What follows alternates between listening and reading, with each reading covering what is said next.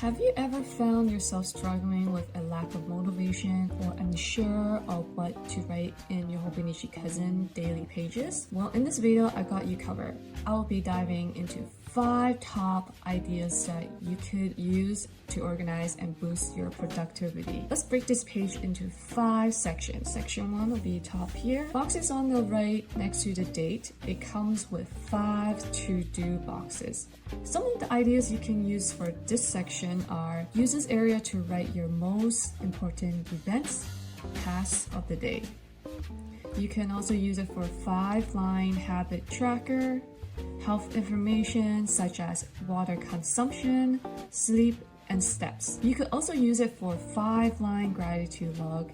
And lastly, you can also use it to draw header for the day. Section number 2. The hours are fairly faintly outlined on the left-hand side. Ways you can use this section are writing out your pre-planned commitments, events, and appointments. It can also be used as a time log of how your day actually went. And lastly, you can also use this outline for how you want to use the time, such as time blocking. Section number 3. Lots of possibility because there's so much space here. You can use this for rapid logging of tasks in the bullet journal style. You can use it for space for journaling, daily drawing, sketches, meeting notes, and even to-do lists that you wish to do for that day. And lastly, collection, ideas, brainstorming, and so forth.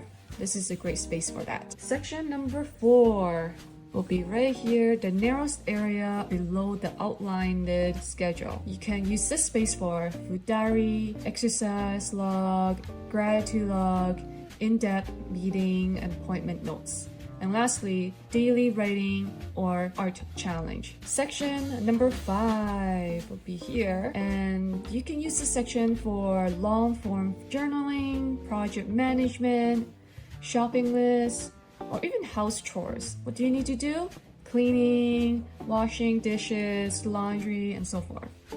You can use it for notes for that coming day, ideas, inspirations, important notes, project notes, work or school to-do lists. If you ever lose motivation to use a planner, that's okay. Use this opportunity to fill it with meaningful memories, personal thoughts, or even those little memos you're meaning to keep. Your planner is unique to you and your personal life, and there's no right or wrong way to document it. And also be kind to yourself and embrace your own pace.